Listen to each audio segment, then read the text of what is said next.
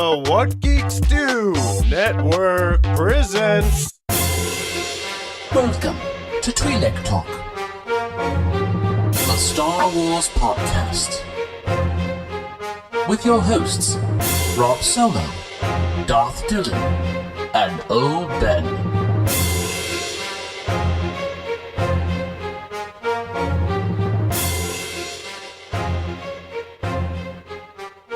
Welcome to Twi'lek Talk, the only Star Wars podcast that has tried death sticks, didn't inhale, and recommends that you don't either.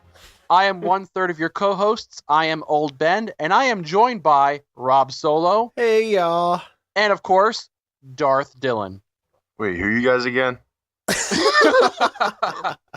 Oh, yeah. We still do this. Yes, it's been a while. We do apologize for the lateness on this review, but we really needed to sit down and dissect this movie because as Star Wars fans, guys, I think you can agree that's what we do best. Yeah. We sit down, we dissect, we look at it from different angles.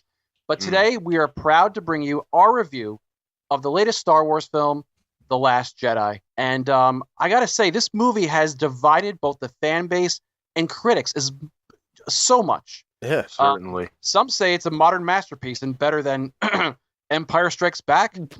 Okay. And others say it's complete garbage, lacking direction, and makes Attack of the Clones look like Casablanca. Now, was it really that bad? What do you guys think? What did we like? What did we not like? What were you on? Let's talk. Let me just say real quick, I've never seen Rob that sad. Like, there's a picture, I think I don't know if it's on the page or not, but it's literally like the last time I've seen him smile like that, and I think he's forever changed. Yeah, I haven't smiled since that Thursday night. I know, that's what I'm saying. I feel bad for you. Like a sad Keanu Reeves, a sad Rob meme. Yeah. I feel like that Ben Affleck meme with the Batman v Superman movie. Okay. I just like, you saw me smile, and then, like, if you had snapped a photo of me exiting the theater, I would have looked like Ben Affleck in that meme. Rob, what was the first thing I said to you after the movie ended? The first thing you said was, you looked to me and you said, "That was a long movie." Oh yeah. Yes. You said to me that was weird, and you didn't know how to feel. That's weird. How I felt too. Mm-hmm. I felt weird, like itchy in my skin. Yeah. Like itchy in my soul. Does that make sense? Itchy in your skin? Like, kind of like... I mean, yeah. You're in a spacesuit or something? Yeah, yeah. All right. It's like this. Have you guys ever been dumped while totally in love? Yeah. I've only ever been with one person, so... all right. So... all right. So think of this. Just when you think, like, your relationship is solid as a rock, right? That it could withstand anything. Then, out of the blue, comes this unexpected breakup. And you're I know what you mean. Though. You're devastated, and she astral projects and then throws you out the window. I don't know. That's how I felt. And then you're flying through the. Oh, never mind. Brand Johnson crushed your hopes and dreams. We had so much faith in this guy. If you listen back to our episode from Celebration, we were really hyped. Oh yeah, I think a lot of people were. Yeah, yeah. You know why? Because those trailers were completely misleading. They were, certainly, with the books, it's like they showed everything that we thought we were going to see. I feel like that movie is a blur to me. Like, I feel like it is insignificant. Yeah. They showed you what they wanted you to see. Now, I mean, there was like I said, we were going through it. There are things though that I did like about this movie. Maybe we can start with the likes, then kind of go. Let's do that. Positive. Yeah. Let's get positive. Okay, let's get positive. Let's talk about Rose. All that being said, let's dial it back a bit and think about the positives. I know a lot of people enjoyed this, and I'm happy when anyone enjoys anything, even if I didn't. I'm just saying that. I'm Rob Solo. I'm just saying that. You guys take it. Yeah. I need a second. See, now we hold back the tears. Hold back those Porg tears. Kylo Ren with his nipple pants. It spawned an amazing meme. Yes. So that's one good thing. That's have the first that. On the list. But speaking of Kylo, though, I gotta say that I did like the Rey Kylo dynamic in this film. It was a little weird, the whole like astral projection Skype thing that kept on going on between them that Snoke sort of, I guess, made happen. But I did enjoy it. I thought that they have the actors themselves have good chemistry, and I did enjoy, and I guess that's one of the most important things going into episode 9, is that if that dynamic doesn't work, then this movie is just like, well, what do they have going for them moving forward, you know? I agree with you. The dynamic between the two was probably the best part of the movie, and the astral projection thing was a little far for me. Darth Dillon. Yeah, I just feel like this whole film was very muddled, and it almost seemed like a compilation or like a collage of sorts. It didn't really feel like a movie to me, and I feel like it was a jumbling of different sequences. And sometimes we're seeing, like the scenes with Holdo, we're seeing the Canto Bight sequence, we're seeing Luke and Rey training. Then we do get the scenes with Kylo and Rey, which I do think they were good scenes, but I just think as a movie, I don't know if it was the editing or if it was just the direction. I don't know. It was just, I do think the scenes with Kylo and Rey were probably some of the best in the film, along with seeing Yoda was really cool. But all right, so the Yoda thing, do you want to get right into that? Because I guess, sure, yeah. I'm just gonna say this. All right, so the Yoda thing.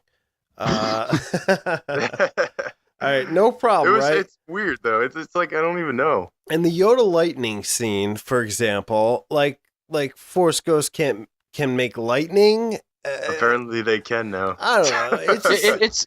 I mean, again, with that, I have to say that maybe they'll explain it more in episode 9. I think a lot of this stuff, unfortunately, I think what this movie kind of failed to do is it set up a lot of things but didn't really explain a lot of things. And I know that movies sometimes aren't supposed to do that.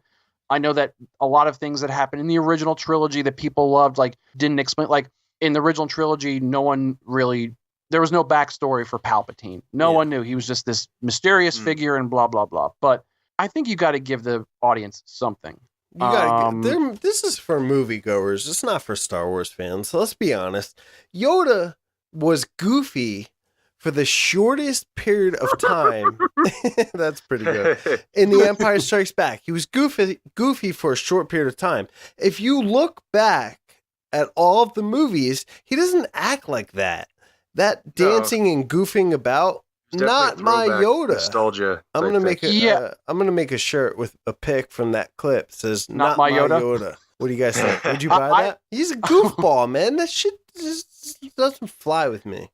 It was. I saw it differently. I think we even talked about it before. I saw it a little bit differently. I saw it as he was trying to just get through to Luke. Like, look, yes, it's Jedi text. It's important, but there's more to it than just the Jedi text. And I think maybe a little bit it was just the fact that he was trying to teach Luke another lesson, and that's the only way he could sort of relate to Luke. I don't know. I mean, I had a little bit of trouble with the way visually he looked. It was with the blue eyes and the blue sort of.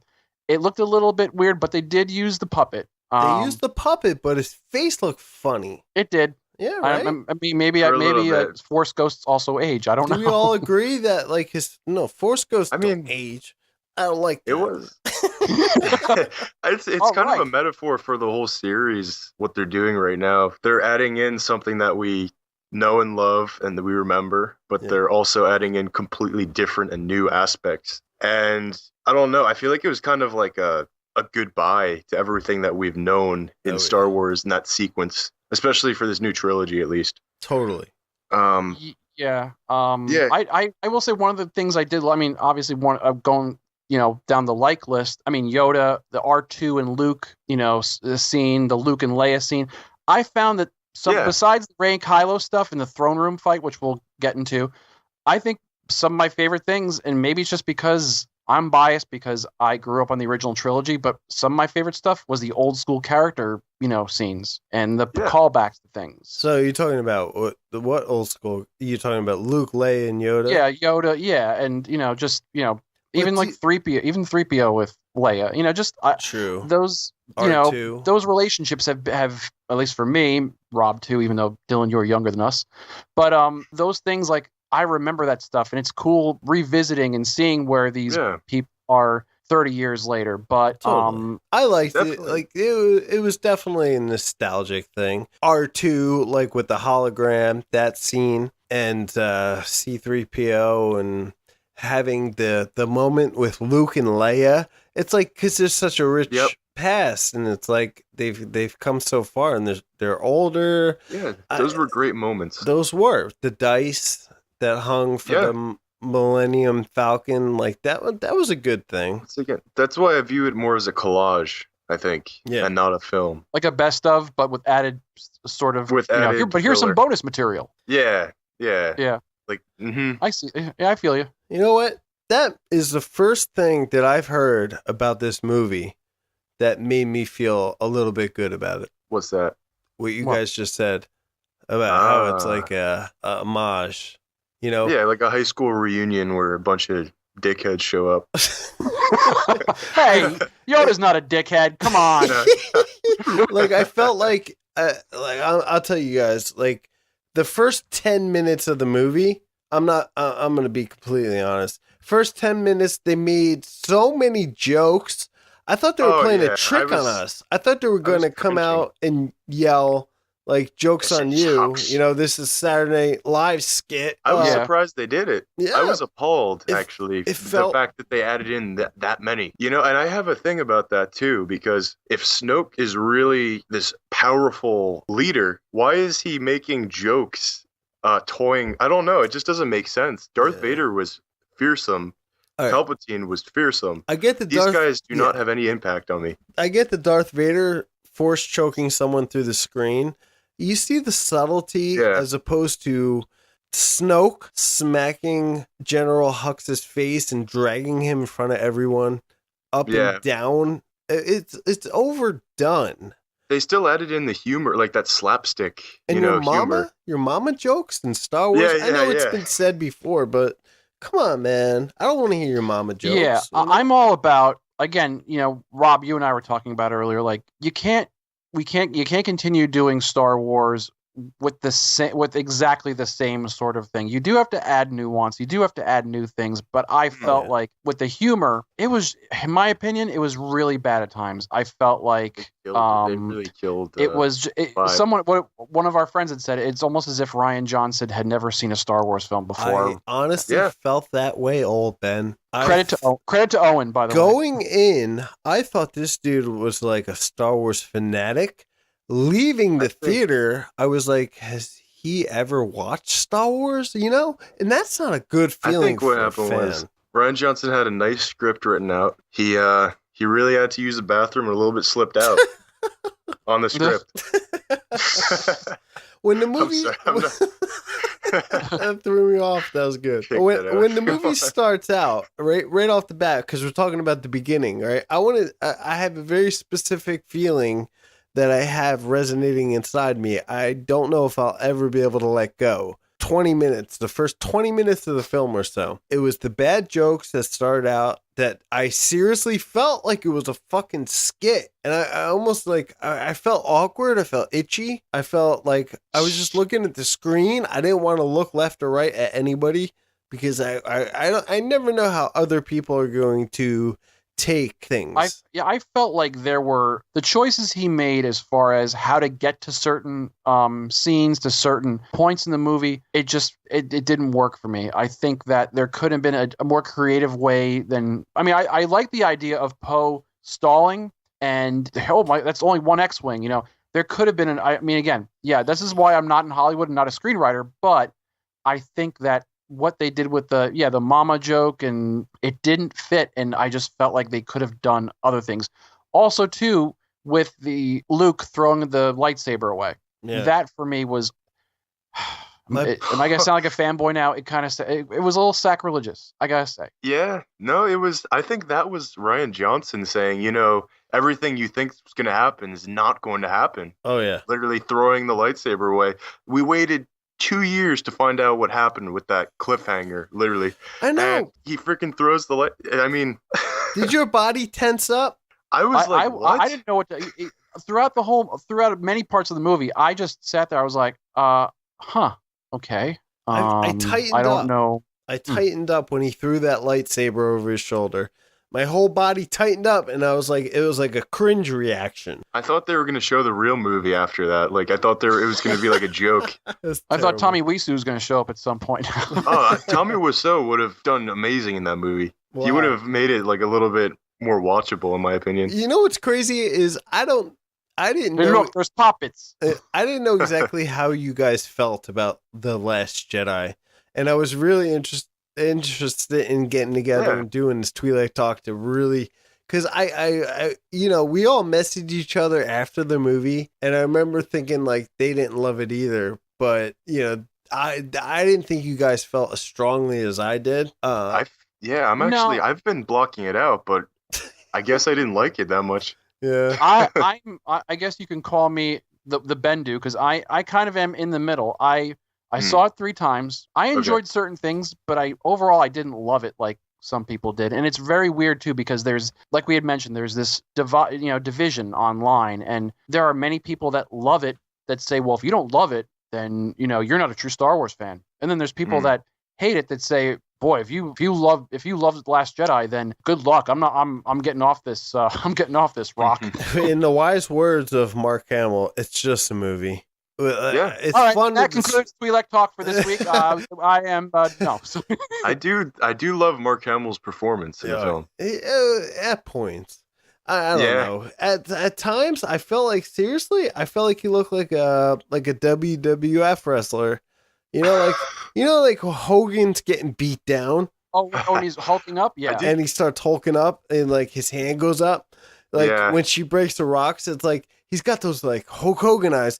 And I love Mark Hamill. Don't get me wrong, I fucking love the guy. I just think everything he's in is he's a good actor. A lot of it is directing, and I'm blaming everything on Rian Johnson right now. I got you. He looked like Ric Flair at times.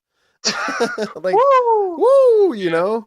I think with like Luke and stuff, my thing is seeing him, we didn't want to see him as a broken down, beaten man and everything. And it's hard to fathom because, coming out of Return of the Jedi, he was like the smart one. He knew, he knew there was still good in his father.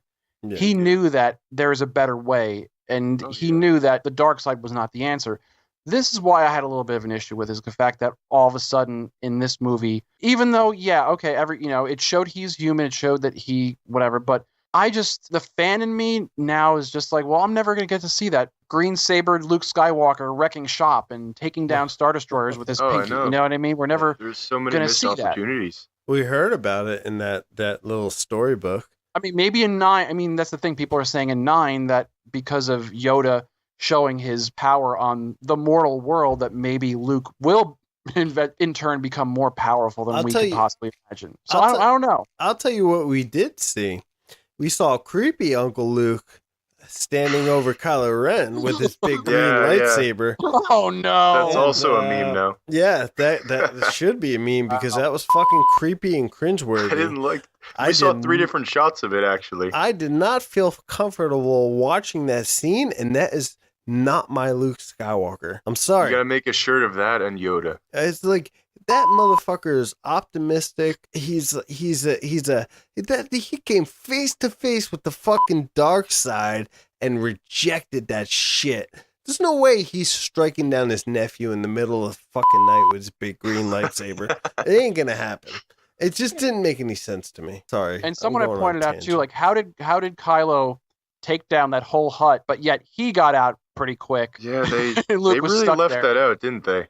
Yeah. Yeah. He thought I think that's of Ren. like, he thought what was it? Kylo thought Luke was dead, and he popped out of the rubble. Lots of loopholes. Oh, did you say loopholes or Luke holes? Oh. I guess, I kind of had Luke hole in my head. I didn't want to say it, though. But... Luke hole. Let's discuss the elephant in the room real quick. Oh, no. Luke is dead. What a shitty... Is he? I don't know. This is a shitty death. Who knows what they're going to do? My hero died. I could think... I don't know. That scene... The new Jedi ability conveniently pushing this horrible story along, the astral projection, Jedi projection. I don't know. His death, like he never left Octu and like he just fades away. They really kind of overdid that Force Ghost fade away. It is all just blue rabbit pellets in my opinion. Rabbit pellet. Like the force fade away, man. It sounds like a basketball. Here comes the force, man. But I don't know. Was that did you guys think that was a justified death for someone we've been a part of for what I feel like they years? didn't build up his character enough for his death, because I know we do have the original trilogy, but after that all we have is the last couple of seconds from Force Awakens, and then however long his screen time was in The Last Jedi, and then he's gone. Yeah. I'm just holding out hope that Episode 9 does get. I mean, because like I said, we still have one more movie to go. Yeah. And we'll get into that too, but that JJ can. You have to think that again. This movie made hand over fist. So Lucasfilm's not in any way going to be sending up the red flag like, oh boy, we're in trouble. But you don't think? No. I mean, they made a lot of money. If anything, I mean, I think that the way they might spin it, I mean, they might, but the way they might look at it is like, well, hey, you know what? It's we're getting divided, things, but you know what? We made $1 billion and people are still talking about it. Is it they're going to buy the DVD? Yeah. So. Is it the second highest grossing movie? Is that what I heard? No, I think it's like third or fourth. It was the highest grossing movie for 2017, I believe. Oh, for sure. Yeah, for 2017. I thought it was the second highest grossing of all time. You guys check that? Can you look that up in your little phone? I think the highest grossing was, what's it called? Force Awakens was high. Force Awakens. Yeah. Force Awakens was like 2.15 billion. And this was a little over $1 billion. So my question is this. Do they go in thinking, well, we made 2 point whatever billion. Let's keep doing what we're doing. Or do they listen to the fans, which the Rotten Tomatoes score is at, 49% for dislikes? Yep. I mean, the fans are divided. Ben's right. Ben's right. Completely divided down the middle. What do you do in this situation? Actually, I think now the film is art because it has the ability to divide a fan base like that. Yeah, even the prequels didn't divide it. I mean, I guess they did, but I think there was just so much anticipation. I mean, again, Dylan, you mentioned before, we were just. I mean, I find it. I'm really curious if Disney executives that saw this before, if any of them were like, wow, there is no way people are not gonna love this movie. I mean, it's just it's got this and it's got Luke and it's got Leia and it's got this. They thought that? I don't know. I mean, I'm not them. I'm sure maybe there were a couple that were like, this might divide some people. I don't know. Why not put some of those many joke scenes in the trailer if that's the case? I think they might have had a good idea that if they had put any of those joke scenes in the trailer, people might not have made $2 billion on this film. Those joke scenes were atrocious, in my opinion. I think so too. Like Finn walking out with those tubes of water and all that shit. Yeah, I thought I was waiting for the canned laughter and a Saturday Night Live. Do you guys like that scene? Do you think that was good? No. We're all agreeing that scene sucks. Which scene? The scene when Finn wakes up and he walks out. Oh yeah, he's pouring water, and he's like, "Where's Rey?" It's like, Poe Dameron grabs his chest. Poe Dameron, don't even get me started. I like Poe Dameron in The Force Awakens. What they did with Poe Dameron in this movie, to me, that was a little sexist. I know that a lot of people say there's a left politics involved, and I can't help but see that there is some sort of left politics agenda that is incorporated in Star Wars in our modern day. They definitely did incorporate a lot of, like animal rights in the scene in particular on Canto Bight. Certain people are going to connect with it. I feel like the character Rose itself, it's going to connect with someone, and I think a lot of people are going to be happy with her character, which is why I don't necessarily despise her character like most people. I do think that some things were planted into this film on purpose. Obviously, you're right about that. You agree, old Ben? Yeah, I do. I think that I don't know if there was a quote unquote agenda, but there was just my thing is that there seems to be a lot of people that say I just want to go because I'm in this put me in this category too. Is I go to a Star Wars movie to escape the modern world, and to escape, everything. I mean, you turn on the news and it's always something in politics, or of course, you're going to have, these things are going to be, it's part of Star Wars. I mean, not as much as like when the prequels, But you're going to have these certain aspects. But I feel like too that the way in which they're done, if they're subtly done, they're in there, okay. But if it's well, it's right here, it's right there. And I understand to move the story, in a certain, direction. Sometimes you need to do it, but I felt like, and I guess we're talking about Canto Bite now. I guess, yeah. I felt like it was such a missed opportunity of. It was like almost like an unneeded detour. The funny thing is, someone actually pointed this out, that where the Resistance fleet was, I guess, in the galaxy, related to where Canto Bite was, it was like they were over all the way to the right, and like Canto Bite was like so far on the other end of the galaxy. Is that right? So they went. So Rose and Finn went all the way to the end of this galaxy to find this one guy who could bring them all the way back to the other side of the galaxy. So they, of course, this is fanboy stuff, and the average viewer is going to be like, "Oh, well, that place is what, like 10 miles away from where they are." I mean, again, that's a mute point, but yeah, I just felt like overall, to me, the whole casino planet, it didn't really feel like Star Wars. I mean, in generalization, it just didn't feel like Star Wars to me. It felt like there were a lot of gags. There were a lot of, it just visually didn't look, I mean, I understand like there are certain things that, they were trying to do as far as here's the elite of the galaxy. You know what I mean? On Canto Bite. Yeah, here's the part of the galaxy you don't get to see. But in a way, we kind of did see it a little bit with the prequels, the Senate and the Opera House. I felt like visually, they could have gone more into like, it didn't have to be all like space tuxedos and just, it just looked kind of weird to me. It just didn't look like aesthetically. It was not pleasing. Yeah, and I do again appreciate one of the things I did really like about the movie was they did have everything from Yoda to the caretakers on the island to a lot of the creatures on Canto Bite. They did have a lot of creatures and live puppets. I miss some of our old creatures actually. Like from the original trilogy, like the Greedo's race, the Rhodian, and whatever we saw in the casino or the cantina. Yeah, I feel like they're not using any of those models for the new series. Yeah, and you know what too? They actually, I was telling Rob this before, they seem to just zoom through that casino real quick, so you really couldn't even get a glimpse on anything. It felt rushed. I didn't like that. Yeah, it felt rushed. Like I feel like we were in there for a second, then they were riding on that. I don't know the creature's name. Favier, yeah. Yeah, they were riding on that, and I feel like as they rode past, they were outside and gone. That's what I remember from it. Look, I'm a vegan. I'll admit that. I'm into animal rights. I don't want it in my Star Wars, and I felt like that. All right, Rose. Let's get into Rose real quick. She is ranked as one of the worst characters in Star Wars history amongst fans. I think she's the worst, actually. Yeah, she's up there with Jar Jar Binks. Some polls have her beating Jar Jar Binks. That's bad. If you could top Jar Jar Binks, you're in trouble. I feel bad for the actress, actually. I do too. She goes, she frees some fucking horses and goes, "Oh, it's all worth it. It's all worth it." No, it's not. Are you kidding me? I also think the scene with Finn, I thought he was going to have an honorable death.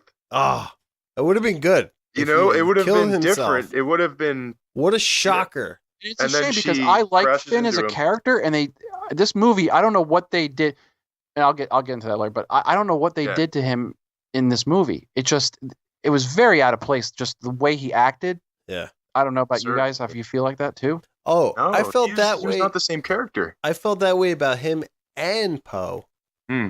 I felt like they were different characters. J.J. Abrams built up this new universe. I'm just gonna go out and say it. I think I like The Force Awakens. Now I do a lot better than Last Jedi, because it felt like a movie to me, at least. Yeah. J.J. Abrams built up this new universe essentially, and I thought he did a decent job. I mean, he made a lot of throwbacks to A New Hope. I also think this movie makes a lot of throwbacks to Empire, and I feel like that's just like something they're going to do to try to get people to remember it, Yeah. But I just feel like with Rey, she's progressing. With Kylo, he's progressing. But Finn and Poe and BB-8, I feel like, was even progressing in this film. I like BB-8 in this film. I think that was one of the cool parts. He kind of, became his an personality. R2-D2. Yeah, I know what you mean. Is it true BB-8 said, "I got a bad feeling about this"? Yeah, Okay. Yeah. He droided it up. Mm-hmm. Okay. But anyway, I just think that Poe and Finn were like thrown to the curb, cast out. I don't know. Like I will say though one thing about Poe, and I agree, Dylan. I totally agree with you that I feel like they could have done like they really put that character in some very questionable sort of scenes. I do think though that I did like the progression of him throughout the film overall, because I did like the fact that he starts off as the reckless, like I can just go out and take out all those turrets by myself. That was a cool scene. And then Leia admonished him and said, "You can't do that if you want to be a leader." Yeah. And then as the movie progresses, he definitely takes on that when he confronts Holdo, and because he does what he feels is right, even though that blew up in his face. It showed Leia, I think, and the rest of the Resistance that this is the guy that we want to be leading us after Leia, is no longer with us. And again, the movie, we're talking about it. It's had, it definitely has its issues, but as far as Poe, like he really did come into his own towards the end, and as the heir apparent to Leia, and I did like that progression, and I'm hoping again that Episode 9 does push him forward as the leader and the face of now I guess they're the rebellion again, because that's sort of what they hinted at that they're. No, I agree with that. I can see that. You old wise bastard, you. That's why I'm old Ben. Now I'm totally looking at Poe. Like, I totally see what you just said. Yeah. That's a positive thing. Thanks, old Ben. I think I was focused in on the jokes that he was saying, but no, I think you're right. Yeah, it pulled me out. The jokes pulled me out, but like you're right, because Poe Dameron is becoming the leader of which it was the Resistance, but now it has become the rebellion. You're so right about that. Because now if you think about it, the rebellion started off with what? Maybe a handful of cells. Now it's pretty much just everyone that's left on the Millennium Falcon. But what I really do like going forward into Episode 9 is the fact that I think we're going to see like the rebellion become sort of what it started off as. It's going to be all of these loose cells of, Leia put out that call to the Outer Rim and no one answered, but we don't know what's going to happen in 9. Maybe they did get that message, and you're going to have those 20 people on the Falcon along with the Chiss maybe, and this other race and this other planet.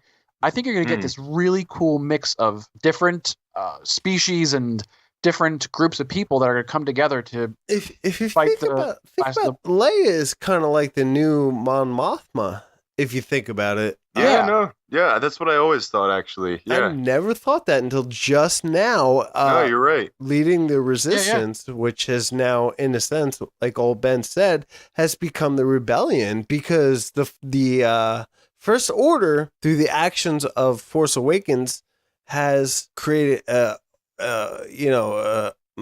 imbalance amongst like who follows the new Senate, and they've taken control over the Senate at this point. What's really crazy is they don't get into the politics as much as the prequels, so you don't see so much of what's going on with the Senate and whatnot. They speak of it, but they don't show it, I think Episode 9, we're going to see a little bit more of it.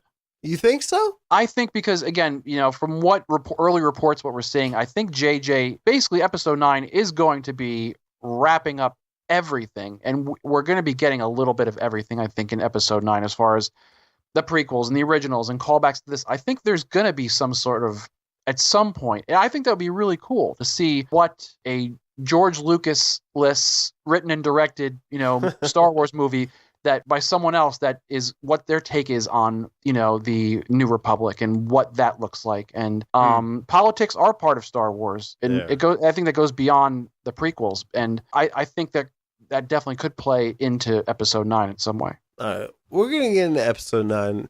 We're going to get into all that. We're going to take a commercial break real quick, and we'll come back, finish up our review in The Last Jedi. I'm trying not to be too negative, but I have to be completely honest. You guys are making me see some positives. Yeah, we're being optimistic. Yeah, and you're making me see a few more negatives.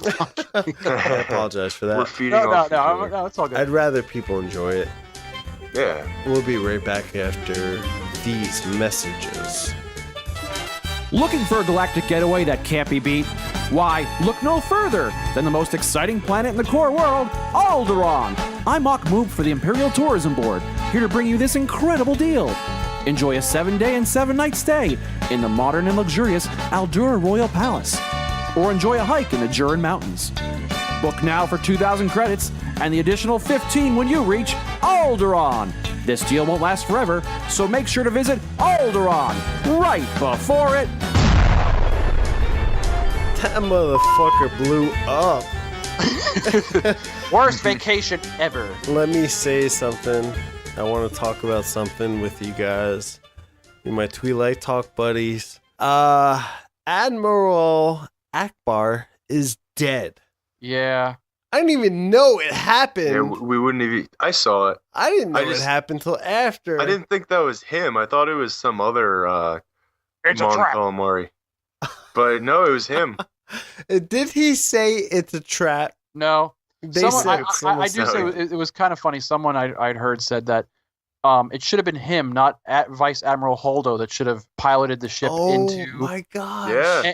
And at some point, like maybe the Imperials would have said, well, what are they thinking about? The whole crew is going to come right at us. And they're like, no, there's nobody piloting that ship. And all of a sudden they cut back to him. He goes, no, it's a trap, and he goes right through. Oh my god! Thank the maker. That would have been amazing. I honestly, I didn't even know he was dead until way after the Mary Poppins Leia floating scene. Carrie Poppins. Harry Poppins. Oh, that was bad. Poppins. That was. What did you guys think of that? The first reaction to that. I think everyone agrees that was bad. There could have been a better way to show her her power. Yeah. I thought Rian Johnson. I thought that's how they were going to end Leia in the series. You know? Yeah, I thought so too for a second. But then we see her and floating, and it just looked like, I don't know, it didn't look like a good shot to me. Now, I don't know if old Ben said this to me or if I had heard this somewhere else, but how cool would it have been if Kylo Ren had used the Force to guide her to safety? Yeah, and I mean, I might have heard that somewhere too, but they could have just got to a scene where he could have just closed his eyes and all of a sudden maybe that would have been too over the top, but because again, the characterization of Kylo is that he is this conflicted kid that is just, he uses both the dark and light side of the Force. So maybe, again, for a second, he just, but I think him hesitating to fire on Leia, that's enough of the conflict, being conflicted where that was good enough for me. But yeah, it would have been cool. You have to admit. Yeah. If he that would have been cool. That would have been. Did you guys catch the Easter egg? George Lucas floating back there in space. What? No. What? What did George? What George came out and he was, George came out and he was very vague about what did he say? He said it was a beautifully made movie. Yeah. Which it was. He never says he likes it or dislikes it. He always just says like, "Oh, the fans are gonna love it," or he did say he thoroughly enjoyed Rogue One because he liked Rogue One. Who wouldn't? It's amazing. I did too. That movie's great. That movie's great. Of course. Borgullet. Oh yeah. Borgullet. That's awesome. Another topic we could get into is the upcoming movie, but Han Solo. Yeah, but maybe do you guys want to just wrap up Last Jedi? Let's wrap up Last Jedi first. We'll get into that though. Did you guys Benicio del Toro's character at all? We were talking about Canto Bight before the break. He kind of annoyed me, to be honest with you, because was he annoying? Not necessarily. I think just the fact that we were exposed to this cool character, we were theorizing who it's going to be. Yeah. And then we find out who it is, and you're like, oh, that's it. Yeah, I mean, again, this movie seemed to be maybe setting up for, maybe not even setting up for Mike. Okay, so this is something, if you guys don't mind, I wanted to just touch upon real quick. One of the big issues I think I've had with the new Star Wars so far, I think one of the things they could have done better was stick with one director, one writing team throughout, have a long-term plan in mind, so that by the end of Episode 9, everyone knew where they were going with the characters, with the story.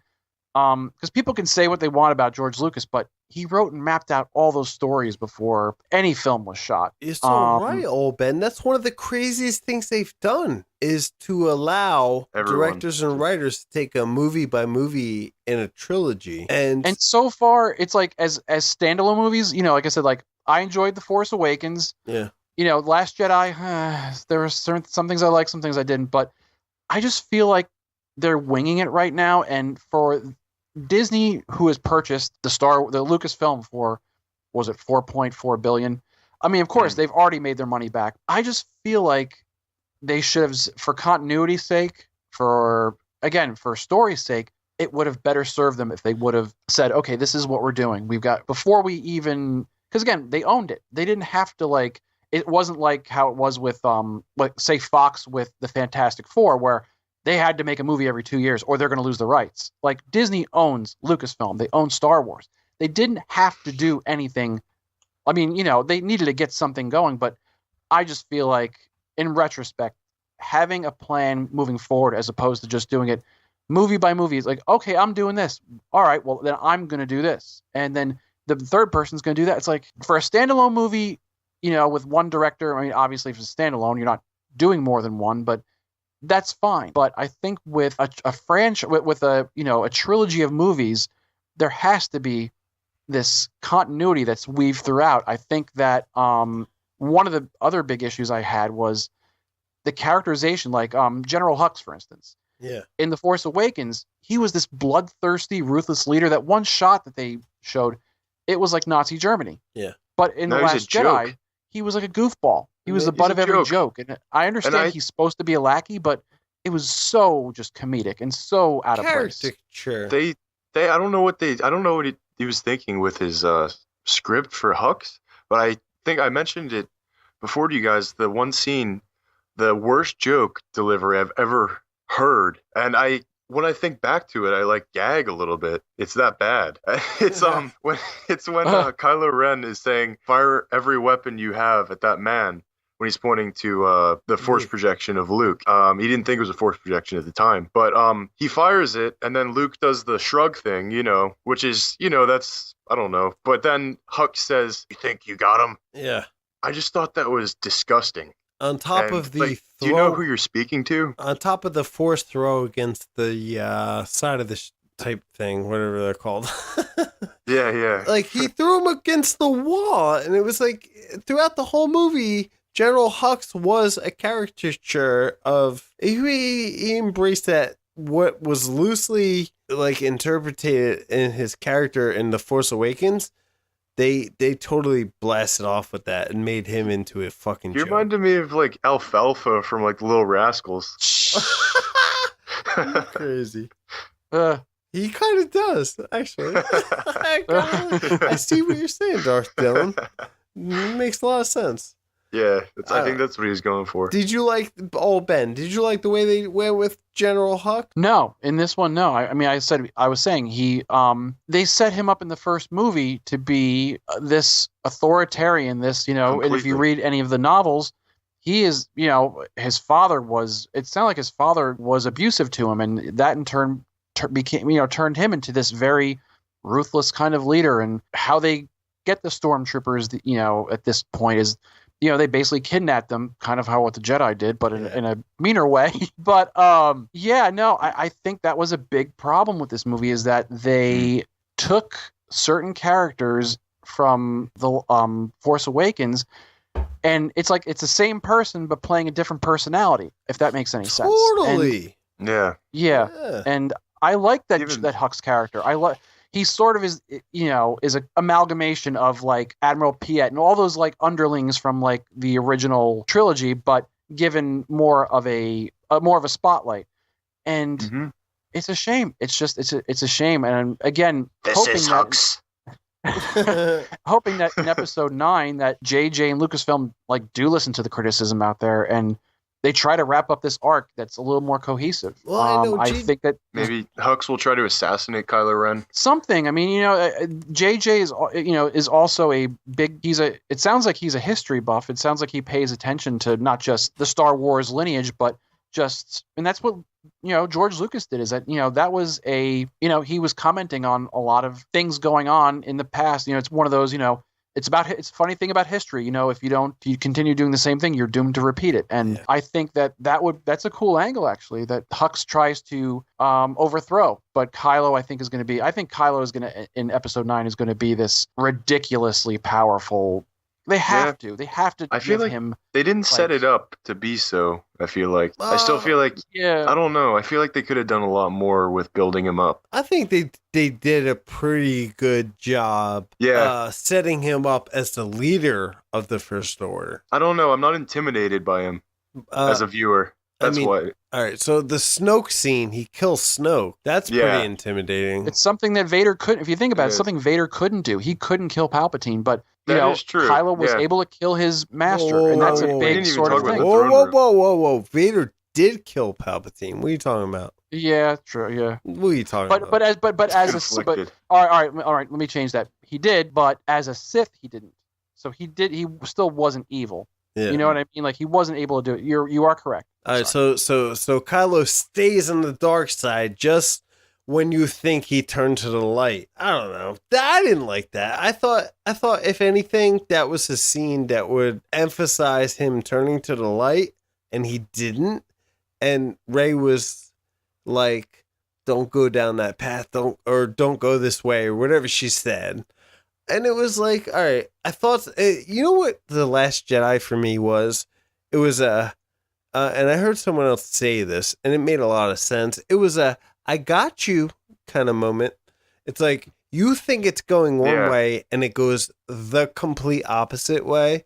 And it's almost Mark Hamill warned us. Yeah. And in that case, though, I personally didn't have a problem with it, because then if you think about it, well, if Kylo goes light, and Rey is light, and Snoke's dead, I mean, it's just the First Order that's run by Hux, who's already the butt of every joke. Like, who's who's the big baddie? Because at the end of the day, as much as there's a lot of people that are like, oh well, this movie is so meta, and it's not just black and white and good versus evil.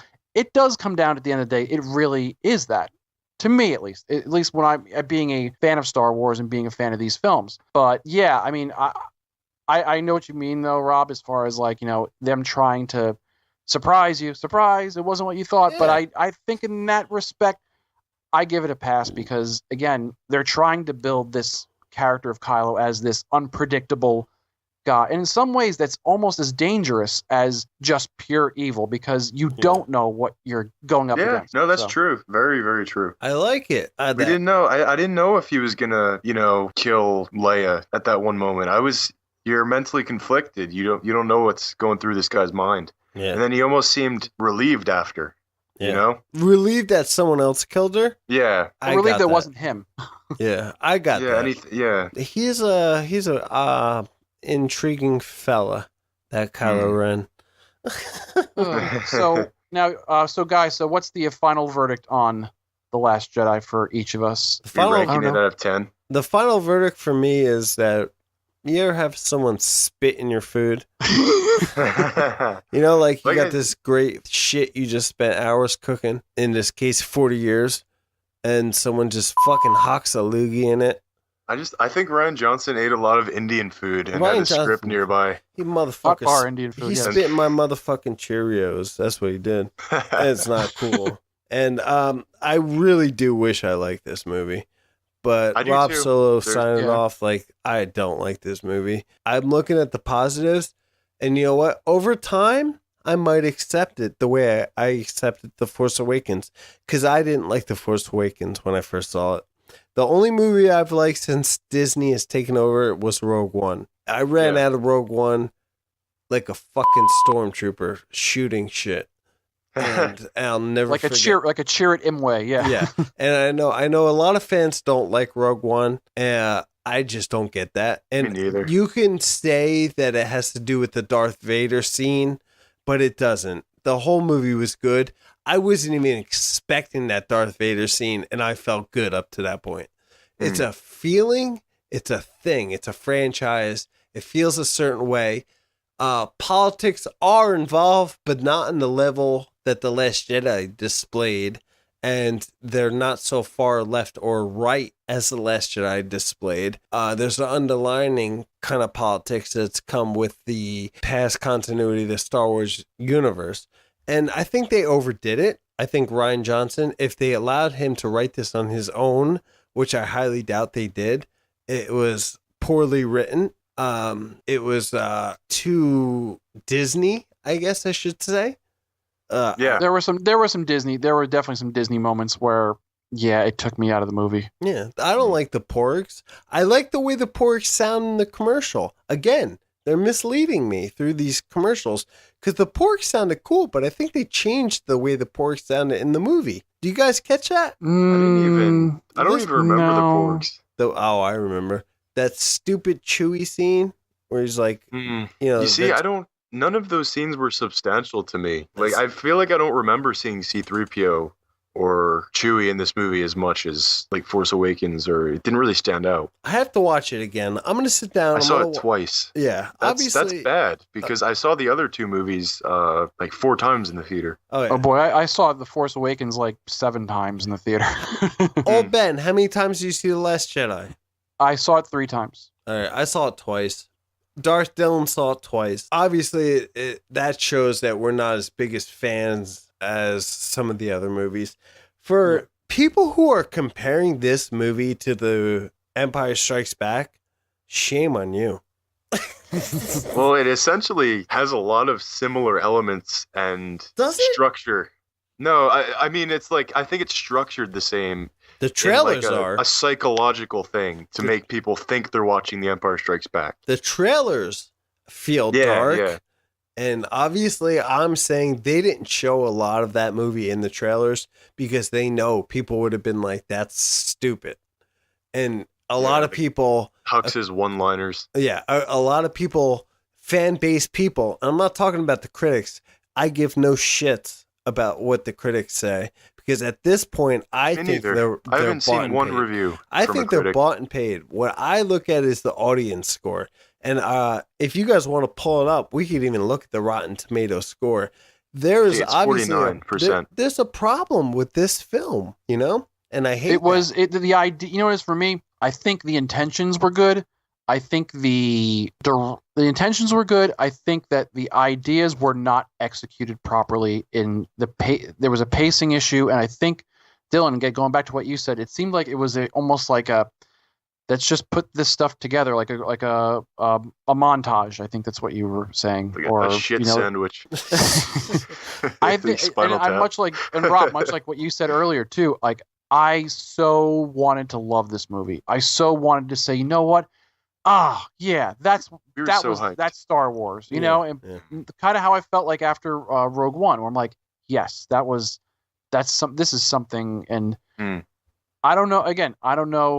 Again, for people that loved it, that's awesome. For people that didn't love it, that's everyone's got their thing. Everyone's entitled to their opinion. Oh, yeah. But I think overall, I guess we all can say that it fell short of expectation on certain things.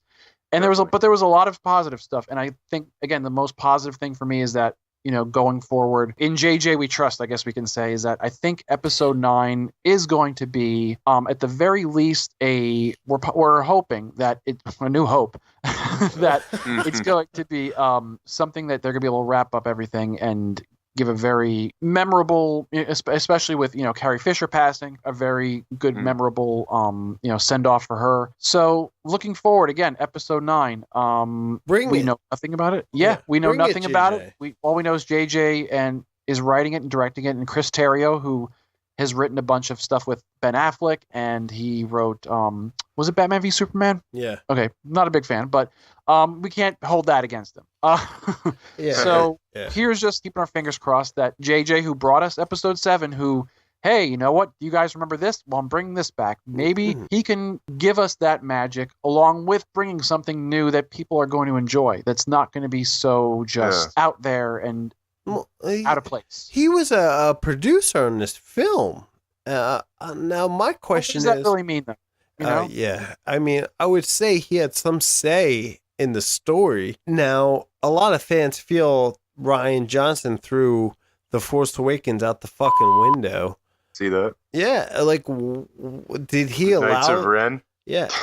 Did he allow this to happen in that sense, knowing that there was something else he could write that would conclude this trilogy? Looking at the script that Rian Johnson wrote, that's a question. I don't know. Again, like I said before, I think that maybe this is a lesson that they need to learn, but I felt like there's got to be, going forward, a plan in place of here's where, at least a very loose sort of blueprint of this is, here are our characters, here is where we want to go with them. And I just felt like episode 7 set up a lot of great characters. I do like the character of Rey, though I wish she had a little bit more to overcome. Yeah. I mean, besides the fact that her, her parents, like which we still don't know. And that was kind of interesting because I felt like it's a great character, but the only thing that really she had this thing of is she doesn't know her place in the world and her parents. But then Rian Johnson went ahead and said, but her parents really aren't that important. Which is fine. I'm okay with that. Yeah, he's teasing now that that's not even true. What I'm not okay with is Snoke being insignificant, you know? Yeah, that's what Ben said when we left. He was a red herring. Yeah, yeah. I mean, but again, episode 9 might, maybe JJ can, clear up a lot of things, a lot of questions that need to be answered, and maybe it'll make sense, and we'll all come back and do our episode 9 wrap up and be like, all right, well, you know what? Again, episode 8, there were things that we definitely had issues with, but this got wrapped up, and it's not as bad as we thought it was. But we'll see. I mean, that time will tell. I hope so. Thing is, I think that the new series is a J.J. Abrams sandwich. Episode 7 is J.J. Abrams, the piece of bread. Rian Johnson is the insides. And then episode 9 is the other piece of bread, which is J.J. Abrams. I heard Trevorrow had a pretty good script for the episode 9. Oh, yeah, that guy. Yeah, I heard it. It was good. I forgot about him. All right, so last thoughts on The Last Jedi, guys. Old Ben, what do you think? Last thoughts?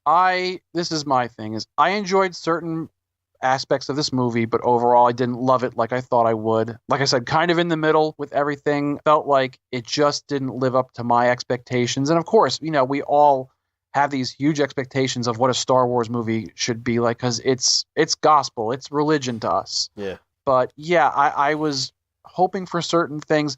There were certain things that surprised me where I was like, you know what?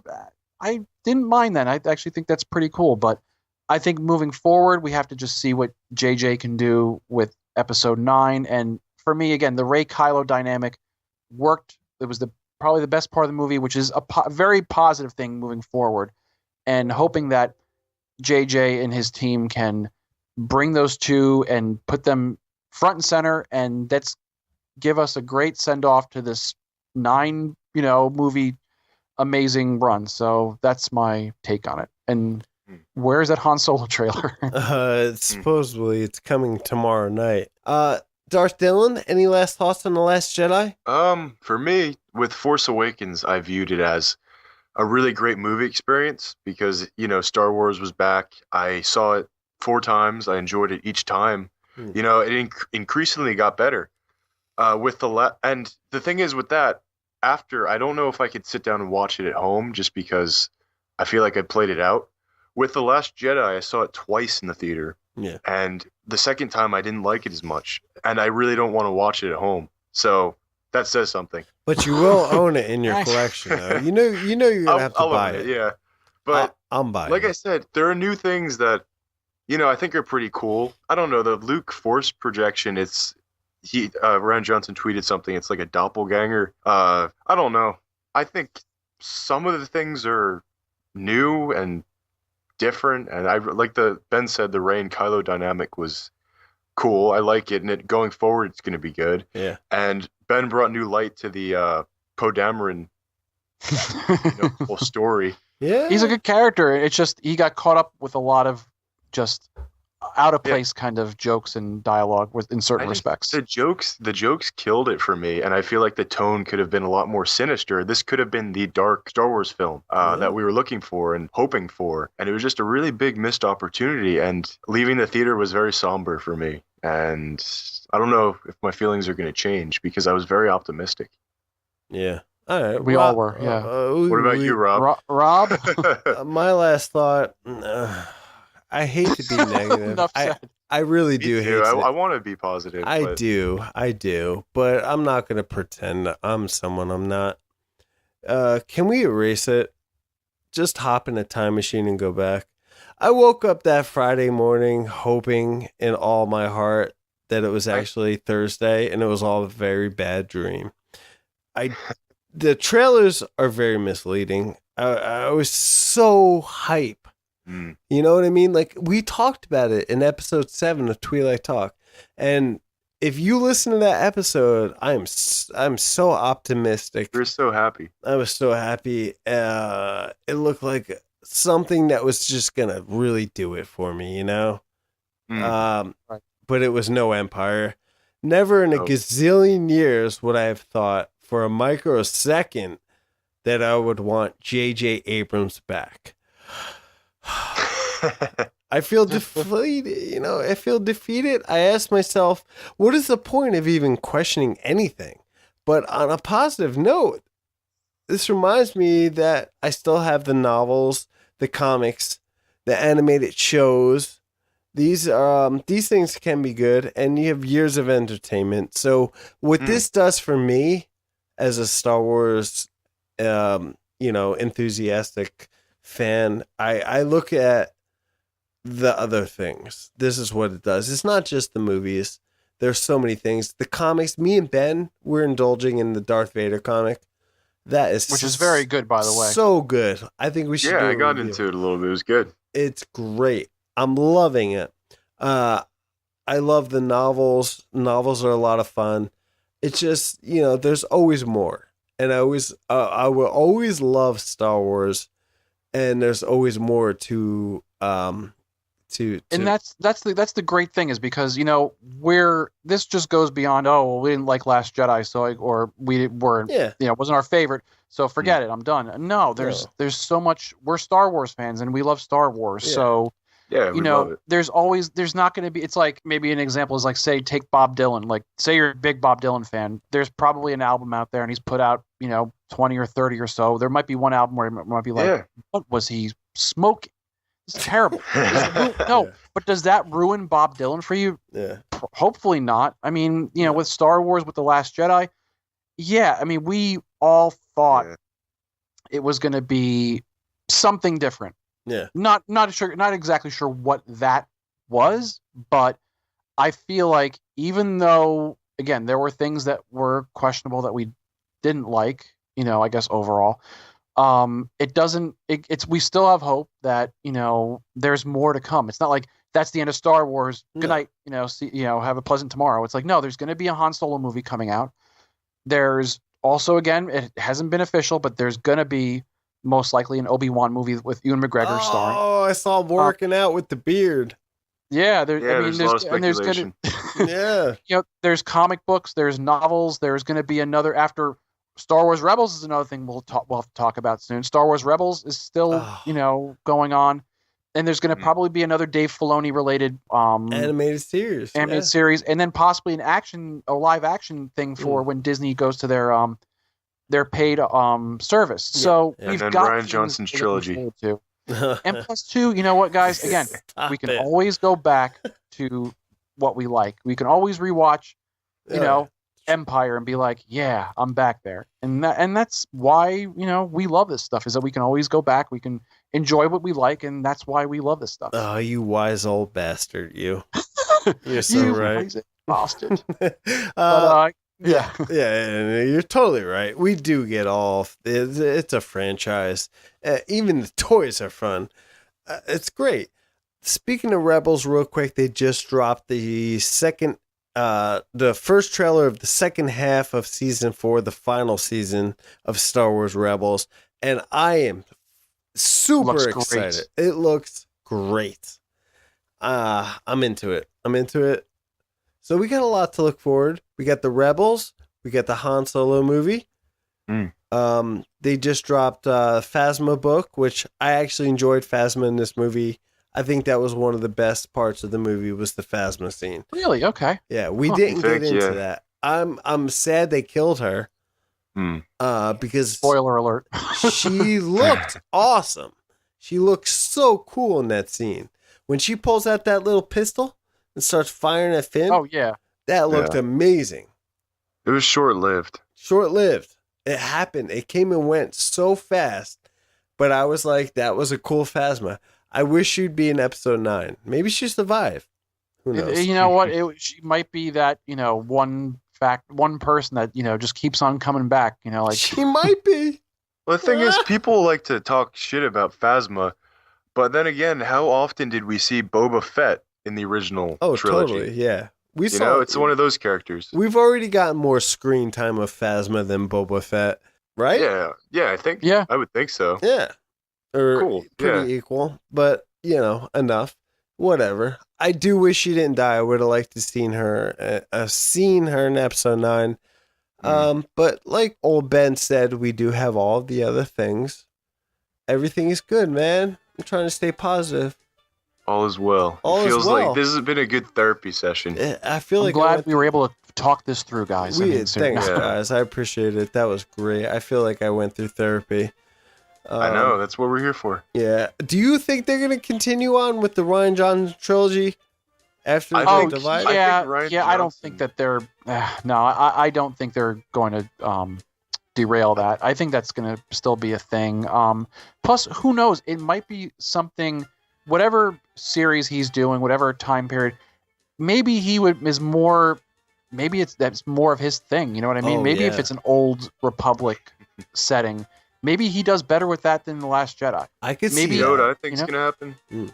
I think Rian Johnson's going to go into hiding like he made Luke. Well, maybe it's all about the Outer Rim. It's sort of this ironic sort of thing where he's like, much like the Empire, he goes to the Outer Rim and makes a movie about it. He loves the Outer Rim. Totally.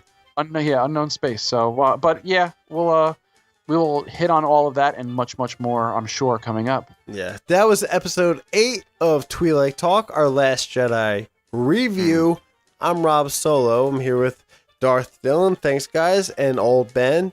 Thank you. That was awesome. Of course. Stay tuned for Twi'lek Talk episode 9. And signing off. Anything you guys want to say before we go? Han Solo trailer, baby. Tomorrow night. Tomorrow night. I don't know why I keep saying night. It's not necessarily tomorrow night. It could be tomorrow morning. Yeah, during the Super Bowl tomorrow. Where am I getting this night thing from? I don't know. All right. Last Jedi. I wish I liked it more. Yeah. Oh, we gotta correlate our tickets for Han Solo, don't we? I owe old Ben money. Yes. What? Oh. Oh wait, no, that's for something else. On that note, no. Let's get some tickets. Twi'lek Talk tickets. We always see every Star Wars movie on opening night or Thursday night. Let's get a GoFundMe going. Yeah. Yeah. Go fund us. Absolutely. Till next time, stay tuned.